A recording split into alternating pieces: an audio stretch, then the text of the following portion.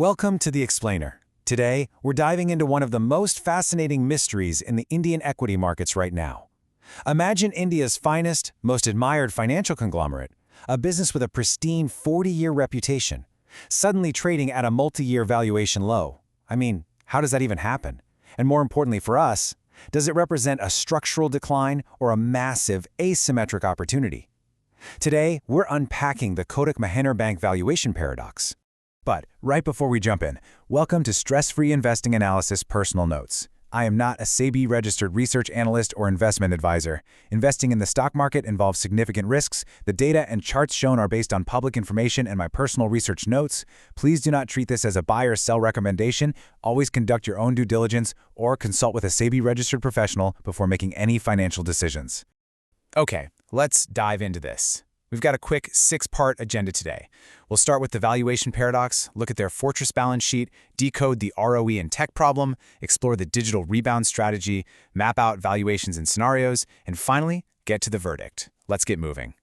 Section 1. The Kotak Valuation Paradox. India's premier financial group at a massive discount. So, to really grasp the opportunity here, you've got to understand a massive contradiction. On one hand, you're looking at absolutely best-in-class asset quality. But on the other hand, the stock, currently trading around 387 rupees after that recent 1-to-5 split, is sitting at its lowest valuation in 8 years. We're talking just 2.1 times its price to adjusted book value. Historically, Kotak always commands a premium. So you've got to ask yourself, why is the market treating it like a stock in the discount bin? Which brings us to Section 2, a fortress balance sheet. Let's dig into the core metrics. Now, before we look at what's supposedly broken, we absolutely need to appreciate what is incredibly strong. Look at this single number, 1.20%. That is Kotak's gross non-performing asset ratio for the 2026 financial year. In the banking world, you guys know, this is an elite figure. It proves that their famously conservative underwriting culture hasn't slipped a bit. Throw in a massive 79% provision coverage ratio, and yeah, when it comes to safe lending, they're still top of the class. But here's the ultimate plot twist for us as investors. When you buy a share of Kotak, you're not just buying a bank. You're buying a highly diversified financial conglomerate managing a staggering 7.47 lakh crore rupees in assets under management. You get Kotak Securities, the AMC, Kotak Life Insurance, the investment banking arms, the whole shebang. This structure pumps out massive fee income, making them way more resilient than your standard pure-play lender. And backing all of that up, a capital adequacy ratio of 22.4%. To put that into perspective, that's roughly 10 percentage points above the regulatory minimum. It is literally a fortress buffer. Now, having this huge pile of excess capital gives Kotak incredible firepower for strategic acquisitions. But mechanically speaking, it's a bit of a double-edged sword because it actually suppresses the bank's profitability metrics. And that leads us perfectly into Section 3, the ROE and tech problem. This is the catch behind that low valuation.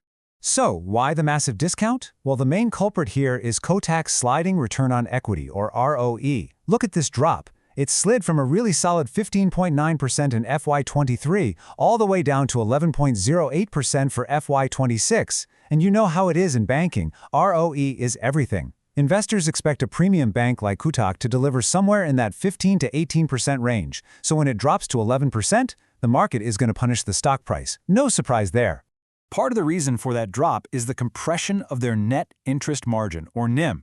Basically, the difference between what they earn on loans and what they pay for deposits. Kotak's NIM squeezed down to 4.60% in FY26.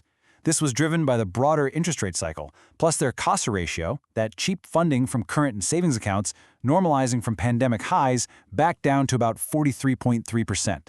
Basically, their cost of funds rose way faster than what they were earning on their loans.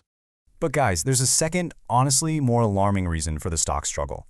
In April 2024, the RBI actually slapped Kotak with a ban on digital onboarding and issuing new credit cards. Ouch. This exposed some pretty severe legacy vulnerabilities in their IT infrastructure. And even though the ban was finally lifted in February 2025, that 10-month gap, it stopped their customer acquisition engine dead in its tracks. It created this 18 to 24-month recovery phase that they are literally fighting through right now. So how are they fixing it? Let's get into Section 4, the digital rebound strategy. Enter the new leadership. The big question is, can the new CEO, Ashok Vaswani, fix the tech and close that ROE gap? Management brought him in specifically for this crisis. He comes with a world-class pedigree, having led some seriously successful digital transformations at Barclays and Citi. When your biggest problem is a broken digital engine, he's exactly the kind of guy you want at the wheel. And Vaswani has a very specific three-step mandate. Step 1. Do a total overhaul of the core IT architecture so they never ever face an RBI ban again. Step 2. Execute a one Kotak strategy. That means seamlessly integrating the bank with their securities and AMC arms to really juice that fee income.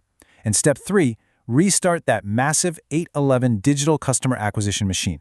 His ultimate goal here is to drag the cost-to-income ratio back down towards 45%. All right, moving to Section 5, Valuations and Future Scenarios. Let's see how we're pricing this recovery. Let's objectively quantify the upside and downside here based on Vaswani's strategy. In our 50% probability base case, assuming he stabilizes the tech and pushes ROE back to that 14 to 15% range, our target price sits at 476 rupees. With the current price around 387, that's a really solid 23% upside. Now, if he absolutely knocks it out of the park in our bull scenario, we're looking at 550 to 600. But we have to be realistic. In the bear case, if ROE just stagnates at 11%, the floor is down around 310. So what's going to tip the scales? Keep your eyes on these key catalysts. We absolutely need to see NIM stabilization in FY27, along with target loan growth of 18 to 20%. But the most exciting wildcard? A potential acquisition of Deutsche Bank's India retail and wealth portfolio. Remember that massive capital fortress we talked about earlier? Thanks to that, Kotak can easily afford this. If that deal goes through, it would instantly supercharge their wealth management franchise and give their ROE a massive boost. Which brings us to our final section, Section 6, the final verdict, asymmetric risk and reward. So what does all this actually mean for you? After running all the data, the final stress-free investment score for Kotak Mahindra Bank comes out to 62 out of 100. Now, you might be thinking, that seems a bit low for such a great bank. The raw fundamentals actually scored a 77, but we applied a strict 15-point weight for proof haircut. Why? Because an ROE recovery driven by a massive IT overhaul under a relatively new CEO, well, that's a 3-year story, guys. It's not a 3-month swing trade. We need to see actual proof showing up in the quarterly earnings. But here is the big takeaway I want to leave you with today. This right here is the absolute best quality at the cheapest price in its peer group. Think about it. You're getting pristine asset quality, basically zero systemic risk, and a highly diversified financial powerhouse at just 2.1 times book value. If you've got patient capital and a 2 to 3 year horizon, accumulating on dips here offers a remarkably rare asymmetric opportunity. Before we wrap up, a quick but important disclaimer. The analysis shared in this explainer is for educational and informational purposes only. I am not a SEBI-registered research analyst or investment advisor. Investing in the stock market involves significant risks. The data and charts shown are based on public information and my personal research notes. Please do not treat this as a buy or sell recommendation. Always conduct your own due diligence or consult with a SEBI-registered professional before making any financial decisions. If you found this deep dive helpful and want to stay updated with more stress-free investing analysis, please hit the subscribe button and press the bell icon so you never miss an update. I want to hear from you. Which Indian-listed company should I analyze next? Drop the stock name in the comments below and it might be the subject of my next explainer. Thank you for watching and keep your investing stress-free.